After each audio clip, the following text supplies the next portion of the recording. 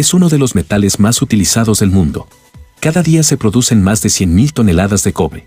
Solo China consume más de 14 millones de toneladas al año. Para obtener una sola tonelada de cobre, hay que extraer casi 200 toneladas de roca. Pero, ¿alguna vez te has preguntado cómo se hace el cobre? Visitamos una de las minas más grandes del mundo para descubrir cómo se obtiene uno de los metales más apreciados del planeta.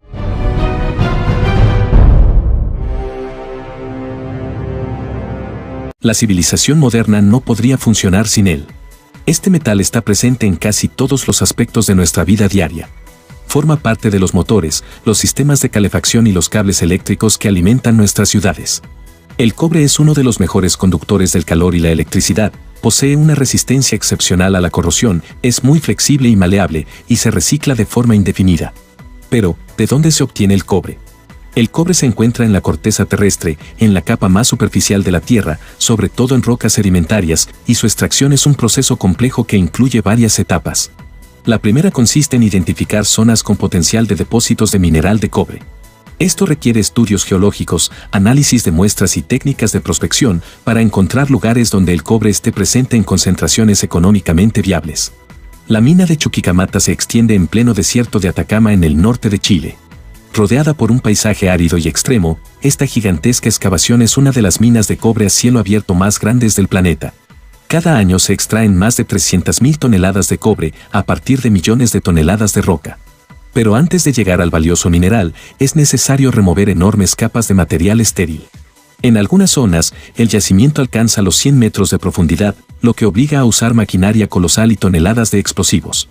Para extraer la roca que contiene cobre, se utiliza una enorme perforadora que hace alrededor de 130 agujeros, conocidos como barrenos, de al menos 16 metros de profundidad, lo que equivale a la altura de un edificio de 5 pisos.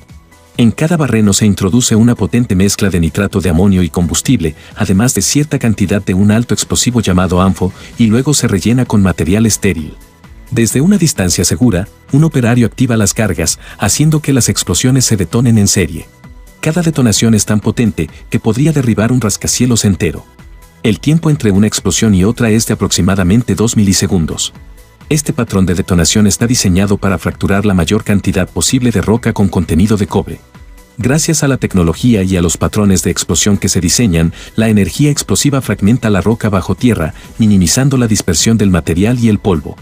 Después de la explosión, y una vez que es totalmente seguro entrar a la mina, se comienza con la carga del mineral. Palas gigantescas levantan el material con su gran cucharón, y lo van depositando en estos enormes camiones de minería. Se necesita 1 tonelada de mineral para obtener 6 kilos de cobre. Por lo tanto, para obtener 1 tonelada de cobre se extraen casi 200 toneladas de mineral. Las excavadoras recogen la roca, levantando entre 55 y 88 toneladas de una sola vez. Esa roca contiene menos del 0,5% de cobre. Los camiones miden casi 7 metros de altura y tienen una capacidad de hasta 400 toneladas, lo que significa que podrían transportar hasta 300 vehículos.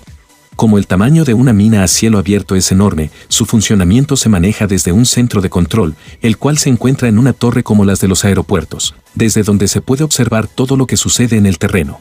Pero, ¿cómo se transforma una roca de mineral oscuro en uno de los metales más usados del mundo? Liberar el cobre del mineral requiere distintas técnicas que varían según si el mineral es de tipo óxido o sulfuro. Para procesar mineral de óxido, se apilan las rocas en áreas especiales de lixiviación. El material se deposita en la periferia de la mina para iniciar el proceso de lixiviación. Allí se riegan con una solución diluida de ácido sulfúrico. Durante semanas, este ácido se filtra lentamente a través de la roca, disolviendo el cobre. La solución cargada con iones de cobre se recoge en estanques y se distribuye hacia la planta de procesamiento. En un canal especial, la solución de cobre se une con un reactivo orgánico y flota en la superficie. Luego se le añade una solución ácida que aumenta la concentración del cobre y lo hace conductivo eléctricamente. La solución se transfiere a una serie de tanques con finas placas de cobre llamadas cátodos. Se aplica una corriente eléctrica y los iones de cobre comienzan a depositarse en las placas. En solo 10 días, cada una alcanza un grosor de 2,5 centímetros y un peso de unos 125 kilos. La pureza alcanza el 99,99%, lo cual es esencial si el cobre se utiliza para fabricar productos eléctricos. Extraer cobre de roca con sulfuro es un proceso más complejo. Comienza en un gigantesco tambor conocido como molino. Dentro, bolas de acero trituran las rocas húmedas en fragmentos. Al salir del molino, el material pasa por una cinta perforada que separa los trozos más pequeños. Esos fragmentos continúan hacia molinos secundarios. Las piedras más grandes regresan al molino para otra ronda de molienda. Una vez pulverizado, se añaden productos químicos que recubren las partículas de cobre y se mezcla una sustancia espumante. La mezcla entra a los tanques de flotación, donde burbujas de aire arrastran las partículas hacia la superficie. Esta espuma rica en cobre se recoge y se filtra, para obtener un concentrado con una pureza de entre 25 y 30%. El siguiente paso ocurre en la planta de fundición. El concentrado viaja por tren hasta enormes patios, donde se mezcla en capas con arena de sílice, conocida como fundente. Esta arena ayuda a eliminar impurezas durante la fundición. A temperaturas extremas, la mezcla se convierte en un líquido incandescente. La escoria, compuesta por hierro y otros minerales, flota mientras el cobre se hunde. En este punto, ya alcanza una pureza del 60%. Luego pasa a un segundo horno, donde el contenido de cobre sube al 98%. El residuo fundido se vierte en una pila, una corriente de escoria candente que fluye como lava fundida. Al enfriarse, se solidifica y pasa a formar parte del paisaje. Mientras tanto, una grúa transporta el cobre líquido a otro horno, donde se realiza la purificación final. La pureza aumenta hasta el 99,4% y el cobre fundido se vierte en moldes, dando forma a grandes losas rectangulares llamadas ánodos. Estas losas se enfrían con rociadores de agua y se solidifican. Un cilindro hidráulico las expulsa del molde y un sistema automatizado las traslada a una estación de enjuague, donde se eliminan los restos del agente desmoldante. Después se envían a una refinería, a cientos de kilómetros de distancia. En la refinería se alcanza la pureza máxima. Los ánodos se sumergen en tanques con electrolito y se enfrentan a finas láminas metálicas llamadas cátodos. Al aplicar corriente eléctrica, el cobre puro se transfiere de los ánodos a los cátodos. Las impurezas caen al fondo del tanque.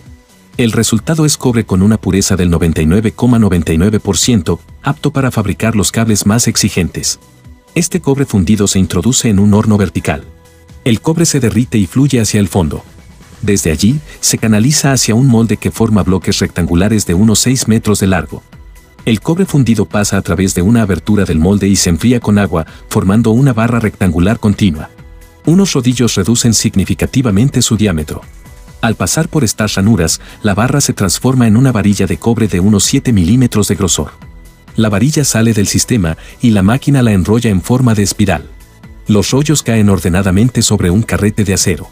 Luego una máquina comprime el rollo de cobre para que ocupe menos espacio durante su transporte. Este carrete de cobre puro será convertido en alambre conductor, listo para llevar electricidad a todo el mundo.